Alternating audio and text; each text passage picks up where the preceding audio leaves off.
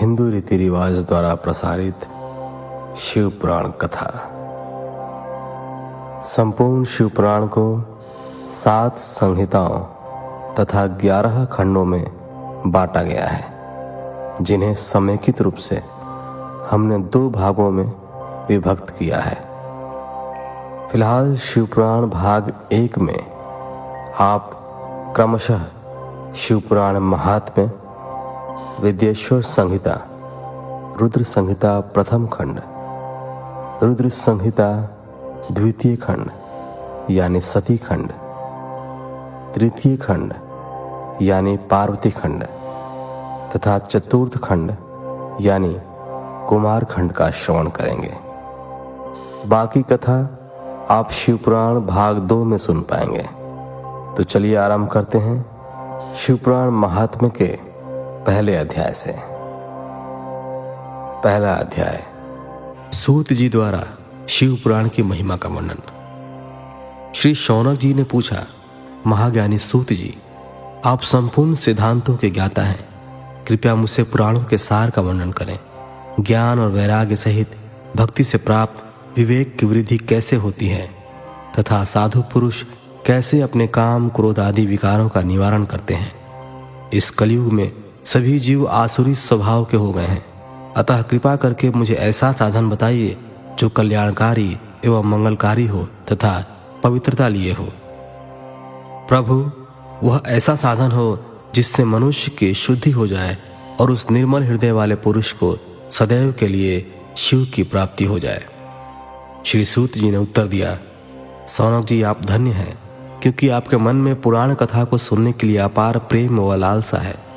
इसलिए मैं तुम्हें परम उत्तम शास्त्र की कथा सुनाता हूँ। वत्स, संपूर्ण सिद्धांत से संपन्न, भक्ति को बढ़ाने वाला तथा शिव जी को संतुष्ट करने वाला अमृत के समान दिव्य शास्त्र है शिव पुराण। इसका पूर्व काल में शिव जी ने ही प्रवचन किया था। गुरुदेव व्यास ने सनत कुमार मुनि का उपदेश पाकर आदर पूर्वक इस पुराण की रचना की है। यह पुराण कलयुग में मनुष्यों के हित का परम साधन है। शिव पुराण परम उत्तम शास्त्र है। इस पृथ्वी लोक में सभी मनुष्यों को भगवान शिव के विशाल स्वरूप को समझना चाहिए। इसे पढ़ना एवं सुनना सर्व साधन है। यह मनवांछित फलों को देने वाला है। इससे मनुष्य निष्पाप हो जाता है तथा इस लोक में सभी सुखों का उपभोग करके अंत में शिवलोक को प्राप्त करता है। शिव पुराण में 24,000 श्लोक हैं, जिसमें 7 संहिताएं हैं। शिव पुराण परब्रह्म परमात्मा के समान गति प्रदान करने वाला है। मनुष्य को पूरी भक्ति एवं संयम पूर्वक इसे सुनना चाहिए। जो मनुष्य प्रेम पूर्वक नित्य इसको बाँचता है या इसका पाठ करता है, वह निःसंदेह पुण्यात्मा है। भगवान शिव उस विद्वान पुरुष पर प्रसन्न होकर उसे अपना धाम प्रदान करते हैं। प्रतिदिन आदर पूर्वक शिव पुराण का पूजन करने वाले मनुष्य संसार में संपूर्ण भोगों को भोग कर भगवान शिव के पद को प्राप्त करते हैं। वे सदा सुखी रहते हैं। शिव पुराण में भगवान शिव का सर्वस्व है। इस लोक और परलोक में सुख की प्राप्ति के लिए आदर पूर्वक इसका सेवन करना चाहिए। यह निर्मल शिव पुराण धर्म, अर्थ, काम और मोक्ष रूप चारों पुरुषार्थों को देने वाला है। अतः सदा प्रेम पूर्वक इसे सुनना एवं पढ़ना चाहिए। दूसरा अध्याय, देवराज को शिवलोक की प्राप्ति और चंचुला का संसार से वैराग्य। श्री शौनक जी ने पूछा, आप धन्य हैं सूत जी, आप परमार्थ तत्व के ज्ञाता हैं। आपने हम पर कृपा करके हमें यह अद्भुत और दिव्य कथा सुनाई है। भूतल पर इस कथा के समान कल्याण का और कोई साधन नहीं है। आपकी कृपा से यह बात हमने समझ ली है। सूत जी, इस कथा के दौरान कौन से पापी शुद्ध होते हैं, उन्हें कृपा पूर्वक बताकर इस जगत को कृतार्थ कीजिए। सूत जी बोले, मुने, जो मनुष्य पाप, दुराचार तथा काम, क्रोध, मद, लोभ में निरंतर डूबे रहते हैं, वे भी शिव पुराण पढ़ने अथवा सुनने से शुद्ध हो जाते हैं तथा उनके पापों का पूर्णतया नाश हो जाता है। इस विषय में मैं तुम्हें एक कथा सुनाता हूँ। बहुत पहले की बात है। किरातों के नगर में देवराज नाम का एक ब्राह्मण रहता था। वह ज्ञान में दुर्बल, गरीब, रस बेचने वाला तथा वैदिक धर्म से विमुख था। वह स्नान संध्या नहीं करता था तथा उसमें वैश्यवृत्ति बढ़ती ही जा रही थी। वह भक्तों को ठगता था। उसने अनेक मनुष्यों को मारकर उन सबका धन हड़प लिया था। उस पापी ने थोड़ा सा भी धन धर्म के काम में नहीं लगाया था। वह वेश्यागामी तथा आचार भ्रष्ट था। एक दिन वह घूमता हुआ दैवयोग से प्रतिष्ठानपुर, जो कि फिलहाल के झूसी प्रयाग में, वहां जा पहुंचा। वहां उसने एक शिवालय देखा जहां बहुत से साधु महात्मा एकत्र हुए थे। देवराज वहीं ठहर गया। वहां रात में उसे ज्वर आ गया, अर्थात बुखार आ गया, और उससे बड़ी पीड़ा होने लगी। वहीं पर एक ब्राह्मण देवता शिव पुराण की कथा सुना रहे थे। ज्वर में पड़ा देवराज भी ब्राह्मण के मुख से शिव कथा को निरंतर सुनता रहता था। 1 मास बाद देवराज ज्वर से पीड़ित अवस्था में चल बसा। यमराज के दूत उसे बांध कर यमपुरी ले गए। तभी वहां शिवलोक से भगवान शिव के पार्षद गण आ गए। वे कर्पूर के समान उज्जवल थे। उनके हाथ में त्रिशूल, संपूर्ण शरीर पर भस्म और गले में रुद्राक्ष की माला उनके शरीर की शोभा बढ़ा रही थी। उन्होंने यमराज के दूतों को मार पीट कर देवराज को यमदूतों के चंगुल से छुड़ा लिया और वे उसे अपने अद्भुत विमान में बिठाकर जब कैलाश पर्वत पर ले जाने लगे तो यमपुरी में कोलाहल मच गया, जिसे सुनकर यमराज अपने भवन से बाहर आए। साक्षात रुद्रों के समान प्रतीत होने वाले इन दूतों का धर्मराज ने विधि पूर्वक पूजन कर ज्ञान दृष्टि से सारा मामला जान लिया। उन्होंने भय के कारण भगवान शिव के दूतों से कोई बात नहीं पूछी। तत्पश्चात शिवदूत देवराज को लेकर कैलाश चले गए और वहां पहुंचकर उन्होंने ब्राह्मण को करुणावतार भगवान शिव के हाथों सौंप दिया। शौनक जी ने कहा, महाभाग सूत जी, आप सर्वज्ञ हैं। आपकी कृपा प्रसाद से मैं कृतार्थ हुआ। इस इतिहास को सुनकर मेरा मन आनंदित हो गया है। अतः भगवान शिव में प्रेम बढ़ाने वाली दूसरी कथा भी कहिए। 3रा अध्याय। श्री सूत जी बोले, शौनक सुनो, मैं तुम्हारे सामने एक अन्य गोपनीय कथा का वर्णन करूंगा, क्योंकि तुम शिव भक्तों में अग्रगण्य एवं वेद वेताओं में श्रेष्ठ हो। समुद्र के निकटवर्ती प्रदेश में वाष्कल नामक गांव है, जहां वैदिक धर्म से विमुख महापापी मनुष्य रहते हैं। वे सभी दुष्ट हैं एवं उनका मन दूषित विषय भोगों में ही लगा रहता है। वे देवताओं एवं भाग्य पर विश्वास नहीं करते। वे सभी कुटिल वृत्ति वाले हैं, किसानी करते हैं और विभिन्न प्रकार के अस्त्र शस्त्र रखते हैं। वे व्याभिचारी हैं। वे इस बात से पूर्णतः अनजान हैं कि ज्ञान, वैराग्य तथा सद्धर्म ही मनुष्य के लिए परम पुरुषार्थ है। वे सभी पशु बुद्धि हैं। अन्य समुदाय के लोग भी उन्हीं की तरह बुरे विचार रखने वाले धर्म से विमुख हैं। वे नित्य कुकर्म में लगे रहते हैं एवं सदा विषय भोगों में डूबे रहते हैं। वहां की स्त्रियां भी बुरे स्वभाव के, स्वेच्छाचारिणी, पाप में डूबी, कुटिल सोच वाले और व्याभिचारिणी हैं। वे सभी सद्व्यवहार तथा सदाचार से सर्वथा शून्य हैं। वहां सिर्फ दुष्टों का निवास है।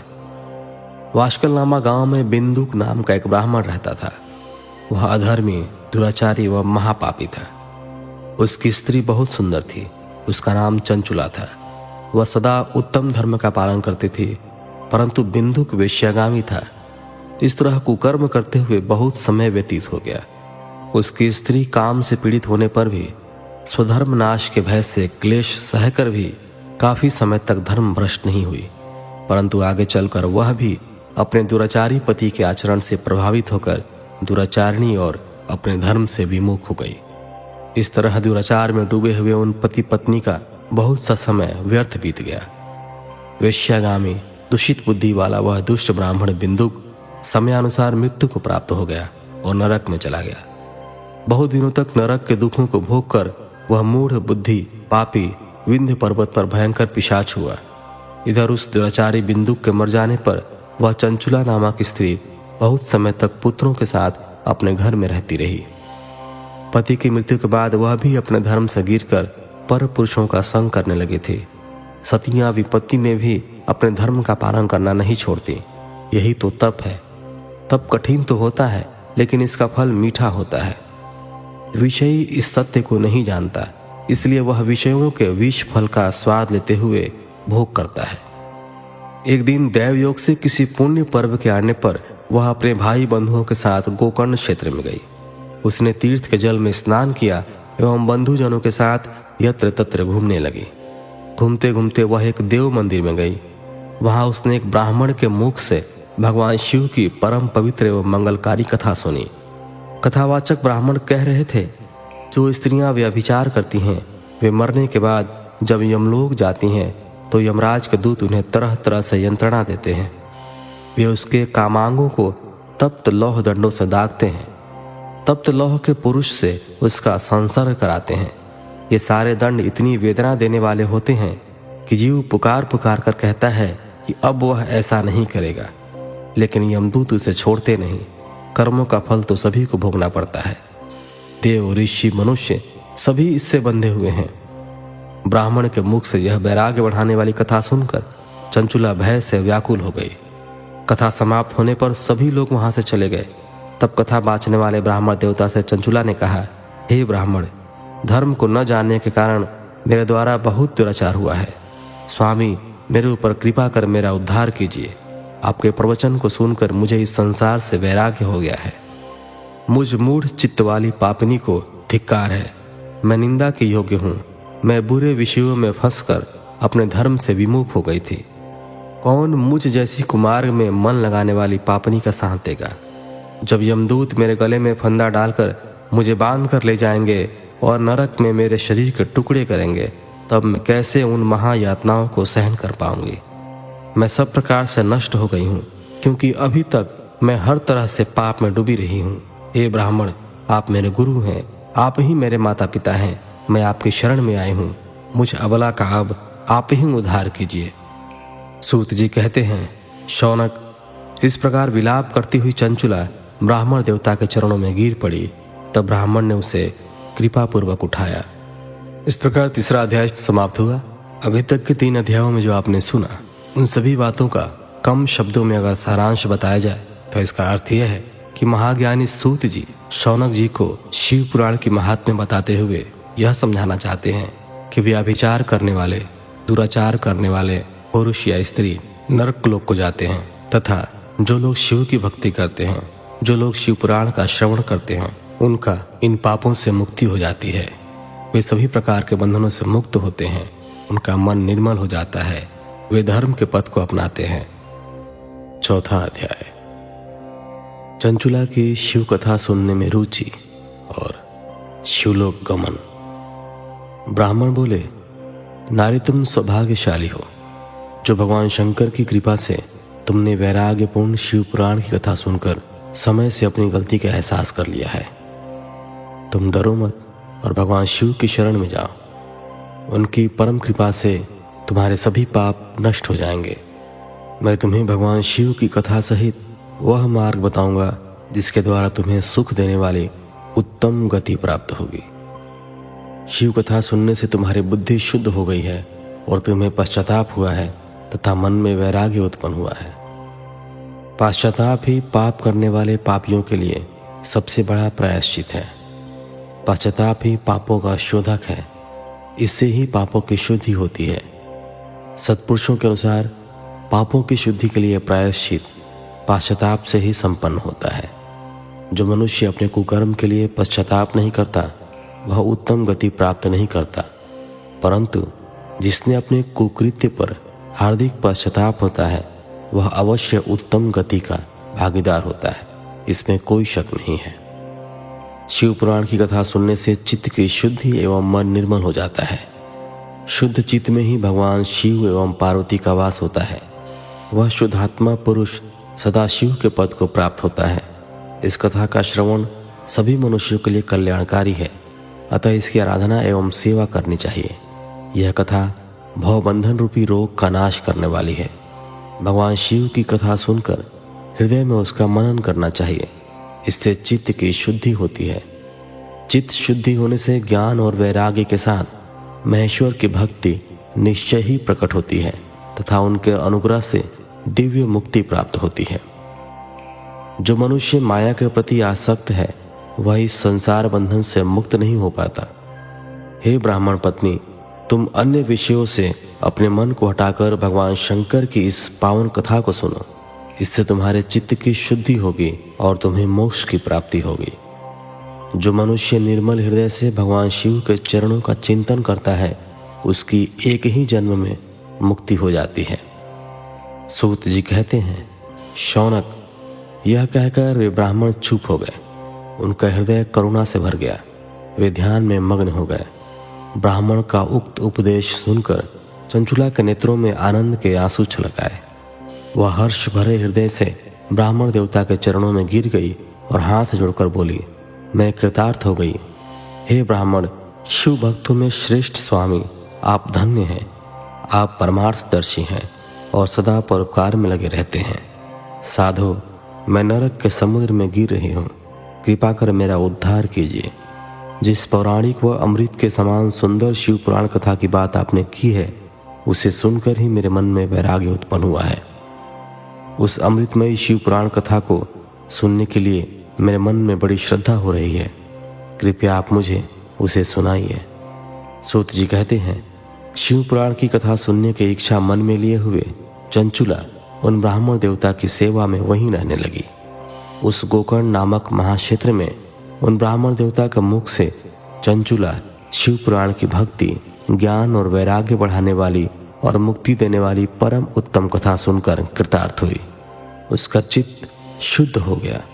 वह अपने हृदय में शिव के सगुण रूप का चिंतन करने लगी। वह सदैव शिव के सच्चिदानंदमय स्वरूप का स्मरण करती थी। तत्पश्चात अपना समय पूर्ण होने पर चंचुला ने बिना किसी कष्ट के अपना शरीर त्याग दिया। उसे लेने के लिए एक दिव्य विमान वहां पहुंचा। यह विमान शोभा साधनों से सजा था एवं शिवगणों से सुशोभित था। चंचुला विमान से शिवपुरी पहुंची। उसके सारे पाप धुल गए। वह दिव्यांगना हो गई। वह गौरांगी देवी मस्तक पर अर्धचंद्र का मुकुट व अन्य दिव्य आभूषण पहने शिवपुरी पहुंची। वहां उसने सनातन देवता त्रिनेत्रधारी महादेव शिव को देखा। सभी देवता उनकी सेवा में भक्ति भाव से उपस्थित थे। उनकी अंग कांति करोड़ों सूर्यों के समान प्रकाशित हो रही थी। 5 मुख और हर मुख में 3-3 नेत्र थे। मस्तक पर अर्धचंद्राकार मुकुट शोभायमान हो रहा था। कंठ में नील चिन्ह था। उनके साथ में देवी गौरी विराजमान थी, जो विद्युत पुंज के समान प्रकाशित हो रही थी। महादेव जी की कांति कपूर के समान गौर थी। उनके शरीर पर श्वेत वस्त्र थे तथा शरीर श्वेत भस्म से युक्त था। इस प्रकार भगवान शिव के परम उज्ज्वल रूप के दर्शन कर चंचुला बहुत प्रसन्न हुई। उसने भगवान को बारंबार प्रणाम किया और हाथ जोड़कर प्रेम, आनंद और संतोष से युक्त हो विनीत भाव से खड़ी हो गई। उसके नेत्रों से आनंद अश्रुओं की धारा बहने लगी। भगवान शंकर एवं भगवती गौरी उमा ने करुणा के साथ सौम्य दृष्टि से देखकर चंचुला को अपने पास बुलाया। गौरी उमा ने उसे प्रेम पूर्वक अपनी सखी बना लिया। चंचुला सुख पूर्वक भगवान शिव के धाम में उमा देवी की सखी के रूप में निवास करने लगी। 5वां अध्याय, बिंदु का पिशाच योनि से उद्धार। सूत जी बोले, शौनक, एक दिन चंचुला आनंद में मग्न उमा देवी के पास गई और दोनों हाथ जोड़कर उनकी स्तुति करने लगी। चंचुला बोली, हे गिरिराज नंदिनी, स्कंद माता उमा, आप सभी मनुष्यों एवं देवताओं द्वारा पूज्य तथा समस्त सुखों को देने वाली हैं। आप शंभु प्रिया हैं। आप ही सगुणा और निर्गुणा हैं। हे सच्चिदानंद स्वरूपिणी, आप ही प्रकृति की पोषक हैं। हे माता, आप ही संसार के सृष्टि, पालन और संहार करने वाली हैं। आप ही ब्रह्मा, विष्णु और महेश को उत्तम प्रतिष्ठा देने वाली परम शक्ति हैं। सूत जी कहते हैं, शौनक, सदगति प्राप्त चंचुला इस प्रकार देवी की स्तुति कर शांत हो गई। उसकी आंखों में प्रेम के आंसू उमड़ गए। तब शंकर प्रिया भक्त वत्सला उमा देवी ने बड़े प्रेम से चंचुला को चुप कराते हुए कहा, सखी चंचुला, मैं तुम्हारी स्तुति से प्रसन्न हूं। बोलो, क्या वर मांगती हो? चंचुला बोली, हे गिरिराज कुमारी, मेरे पति बिंदुक इस समय कहाँ है? उनकी कैसी गति हुई है, मुझे बताइए और ऐसा उपाय कीजिए ताकि हम फिर से मिल सकें। हे महादेवी, मेरे पति एक शूद्र जाति वेश्या के प्रति आसक्त थे और पाप में ही डूबे रहते थे। गिरिजा बोली, बेटी, तुम्हारा पति बिंदुक बड़ा पापी था, उसका अंत बड़ा भयानक हुआ। वेश्या का उपभोग करने के कारण वह मूर्ख नरक में अनेक वर्षों तक अनेक प्रकार के दुख भोग कर अब शेष पाप को भोगने के लिए विंध्य पर्वत पर पिशाच की योनि में रह रहा है। वह दुष्ट वहीं वायु पीकर रहता है और सब प्रकार के कष्ट सहता है। सूत जी कहते हैं, शौनक, गौरी देवी की यह बात सुनकर चंचुला अत्यंत दुखी हो गई। फिर मन को किसी तरह स्थिर करती हुई दुखी हृदय से माँ गौरी से उसने एक बार फिर पूछा, हे महादेवी, मुझ पर कृपा कीजिए और मेरे पापी पति का अब उद्धार कर दीजिए। कृपा करके मुझे वह उपाय बताइए जिससे मेरे पति को उत्तम गति प्राप्त हो सके। गौरी देवी ने कहा, यदि तुम्हारा पति बिंदुक शिवपुराण की पुण्यमयी उत्तम कथा सुने तो वह इस दुर्गति को पार करके उत्तम गति का भागी हो सकता है। अमृत के समान मधुर गौरी देवी का यह वचन सुनकर चंचुला ने दोनों हाथ जोड़कर मस्तक झुकाकर उन्हें बारंबार प्रणाम किया तथा प्रार्थना की कि मेरे पति को शिव पुराण सुनाने की व्यवस्था कीजिए। ब्राह्मण पत्नी चंचुला के बार बार प्रार्थना करने पर शिव प्रिया गौरी देवी ने भगवान शिव की महिमा का गान करने वाले गंधर्वराज तुम्बुरो को बुलाकर कहा, तुम्बुरो, तुम्हारी भगवान शिव में प्रीति है। तुम मेरे मन की सभी बातें जानकर मेरे कार्यों को सिद्ध करते हो। तुम मेरी इस सखी के साथ विंध्य पर जाओ। वहाँ एक महाघोर और भयंकर पिशाच रहता है। पूर्व जन्म में वह पिशाच बिंदुक नामक ब्राह्मण मेरी सखी चंचुला का पति था। वह वेश्यागामी हो गया। उसने स्नान, संध्या आदि नित्य कर्म छोड़ दिए। क्रोध के कारण उसकी बुद्धि भ्रष्ट हो गई। दुर्जनों से उसकी मित्रता और सज्जनों से द्वेष बढ़ गया था। वह अस्त्र शस्त्र से हिंसा करता, लोगों को सताता और उनके घरों में आग लगा देता था। चांडालों से दोस्ती करता, वह रोज वेश्या के पास जाता था। पत्नी को त्याग कर दुष्ट लोगों से दोस्ती कर उन्हीं के संपर्क में रहता था। वह मृत्यु तक दुराचार में फंसा रहा। मृत्यु के बाद उसे पापियों के भोग स्थान यमपुर ले जाया गया। वहां घोर नरकों को सहकर इस समय वह विंध्य पर्वत पर पिशाच बनकर रह रहा है और पापों का फल भोग रहा है। तुम उसके सामने परम पुण्यमयी पापों का नाश करने वाली शिव पुराण की दिव्य कथा का प्रवचन करो। इस कथा को सुनने से उसका हृदय सभी पापों से मुक्त होकर शुद्ध हो जाएगा और वह प्रेत योनि से मुक्त हो जाएगा। दुर्गति से मुक्त होने पर उस बिंदुक नामक पिशाच को विमान पर बिठाकर तुम भगवान शिव के पास ले आना। सूत जी कहते हैं, शौनक, माँ उमा का आदेश पाकर गंधर्वराज तुम्बुरो प्रसन्नता पूर्वक अपने भाग्य की सराहना करते हुए चंचुला को साथ लेकर विमान से पिशाच के निवास स्थान विंध्य पर्वत गया। वहां पहुंचकर उसने उस विकराल आकृति वाले पिशाच को देखा। उसका शरीर विशाल था, उसकी ठोड़ी बड़ी थी। वह कभी हंसता, कभी रोता और कभी उछलता था। महाबली तुम्बुरो ने बिंदुक नामक पिशाच को पाशों से बांध लिया। उसके पश्चात तुम्बुरो ने शिव पुराण की कथा वाचने के लिए स्थान तलाश कर मंडप की रचना की। शीघ्र ही इस बात का पता लोगों को चल गया कि एक पिशाच के उद्धार हेतु देवी पार्वती की आज्ञा से तुम्बुरो शिव पुराण की अमृत कथा सुनाने विंध्य पर्वत पर आए हैं।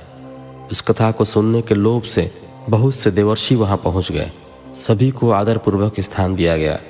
पिशाच बिंदु को पाशों में बांधकर आसन पर बिठाया गया और तब तुम्बुरो ने परम उत्तम शिव पुराण की अमृत कथा का गान शुरू किया। उसने पहली विद्येश्वर संहिता से लेकर 7वीं वायु संहिता तक शिव पुराण की कथा का स्पष्ट वर्णन किया।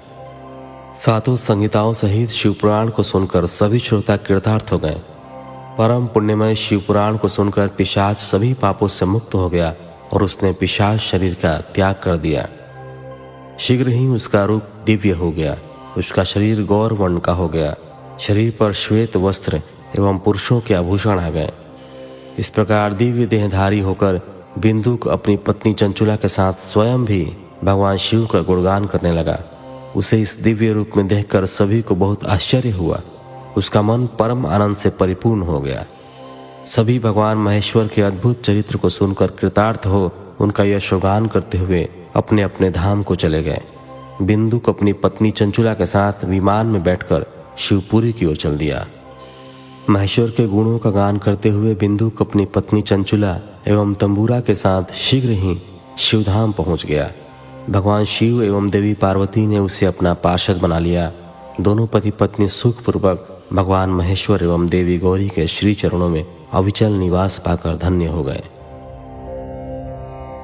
6वां अध्याय, शिव पुराण के श्रवण की विधि। शौनक जी कहते हैं, महापराग सूत जी, आप धन्य एवं शिव भक्तों में श्रेष्ठ हैं। हम पर कृपा कर हमें कल्याणमय शिव पुराण के श्रवण की विधि बताइए, जिससे सभी श्रोताओं को संपूर्ण उत्तम फल की प्राप्ति हो।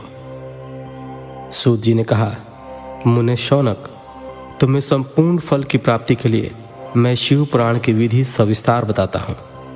सर्वप्रथम किसी ज्योतिषी को बुलाकर दान में संतुष्ट कर उससे कथा का शुभ मुहूर्त निकलवाना चाहिए और इसकी सूचना का संदेश सभी लोगों तक पहुंचाना चाहिए कि हमारे यहाँ शिव पुराण की कथा होने वाली है। अपने कल्याण की इच्छा रखने वालों को इसे सुनने अवश्य पधारना चाहिए। देश विदेश में जो भी भगवान शिव के भक्त हों तथा शिव कथा के कीर्तन और श्रवण के उत्सुक हों, उन सभी को आदरपूर्वक बुलाना चाहिए और उनका आदर सत्कार करना चाहिए। शिव पुराण सुनने के लिए मंदिर, तीर्थ, वन प्रांत अथवा घर में ही उत्तम स्थान का निर्माण करना चाहिए। केले के खंभों से सुशोभित कथा मंडप तैयार कराएं। उसे सब और फल, पुष्प, सुंदर चंदोवे से अलंकृत करना चाहिए। चारों कोनों पर ध्वज लगाकर उसे विभिन्न सामग्री से सुशोभित करें। भगवान शंकर के लिए भक्तिपूर्वक दिव्य आसन का निर्माण करना चाहिए। कथावाचक के लिए भी दिव्य आसन का निर्माण करना चाहिए। नियम पूर्वक कथा सुनने वालों के लिए भी सुयोग्य आसन की व्यवस्था करें तथा अन्य लोगों के बैठने की भी व्यवस्था करें। कथा वाचने वाले विद्वान के प्रति कभी बुरी भावना न रखें।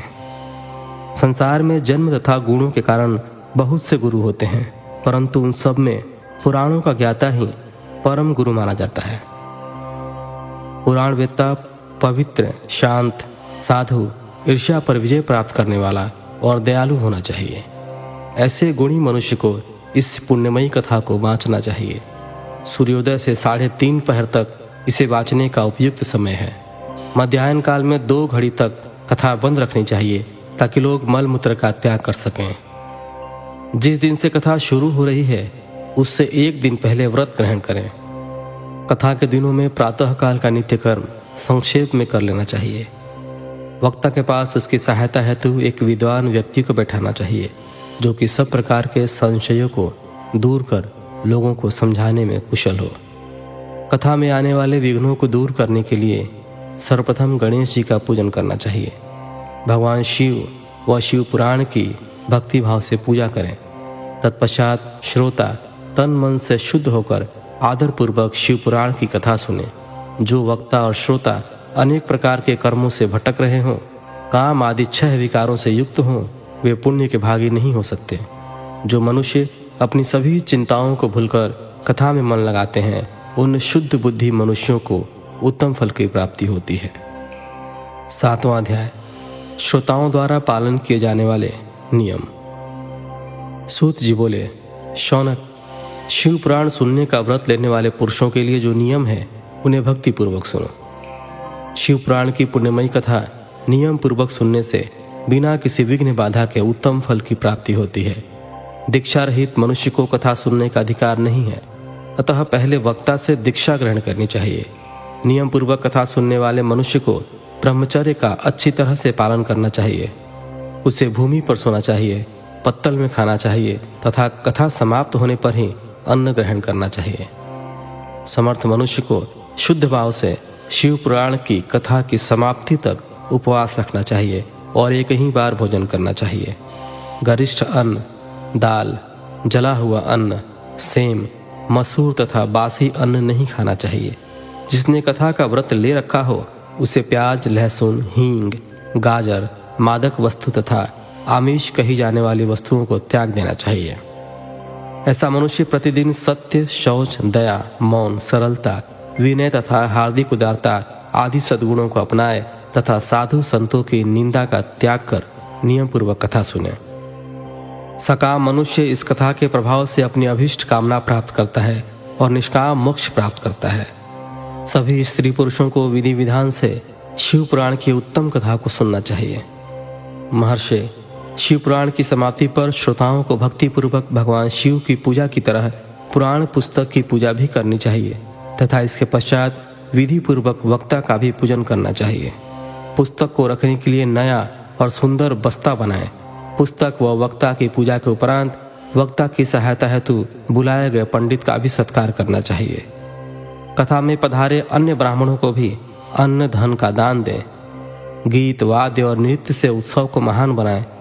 विरक्त मनुष्य को कथा समाप्ति पर गीता का पाठ करना चाहिए तथा गृहस्थ को श्रवण कर्म की शांति हेतु होम करना चाहिए। होम रुद्र संहिता के श्लोकों द्वारा अथवा गायत्री मंत्र के द्वारा करें। यदि हवन करने में असमर्थ हो तो भक्तिपूर्वक शिव सहस्त्र नाम का पाठ करें। कथा श्रवण संबंधी व्रत की पूर्णता के लिए शहद से बनी खीर का भोजन 11 ब्राह्मणों को कराकर उन्हें दक्षिणा दें। समृद्ध मनुष्य 3 तोले सोने का एक सुंदर सिंहासन बनाए और इसके ऊपर लिखी अथवा लिखाई हुई शिव पुराण की लिखी पोथी विधि पूर्वक स्थापित करें तथा पूजा करके दक्षिणा चढ़ाएं। फिर आचार्य का वस्त्र आभूषण एवं गंध से पूजन करके दक्षिणा सहित वह पुस्तक उन्हें भेंट कर दे। शौनक, इस पुराण के दान के प्रभाव से भगवान शिव का अनुग्रह पाकर मनुष्य भव बंधन से मुक्त हो जाता है। शिव पुराण को विधि पूर्वक संपन्न करने पर यह संपूर्ण फल देता है तथा भोग और मोक्ष प्रदान करता है। मुने, शिव पुराण का सारा महात्म्य जो संपूर्ण फल देने वाला है मैंने तुम्हें सुना दिया। अब आप और क्या सुनना चाहते हो? श्रीमान, शिव पुराण सभी पुराणों के माथे का तिलक है। जो मनुष्य सदा भगवान शिव का ध्यान करते हैं, जिनकी वाणी शिव के गुणों की स्तुति करते हैं और जिनके दोनों कान उनकी कथा सुनते हैं, उनका जीवन सफल हो जाता है। वे संसार सागर से पार हो जाते हैं। ऐसे लोग इहलोक और परलोक में सदा सुखी रहते हैं। भगवान शिव के सच्चिदानंदमय स्वरूप का स्पर्श पाकर ही समस्त प्रकार के कष्टों का निवारण हो जाता है। उनकी महिमा जगत के बाहर और भीतर दोनों जगह विद्यमान है। उन अनंत आनंद रूप परम शिव की मैं शरण लेता हूँ। इस प्रकार शिव पुराण महात्म्य की कथा संपूर्ण हुई। आगे आप शिव पुराण विद्येश्वर संहिता का श्रवण करेंगे।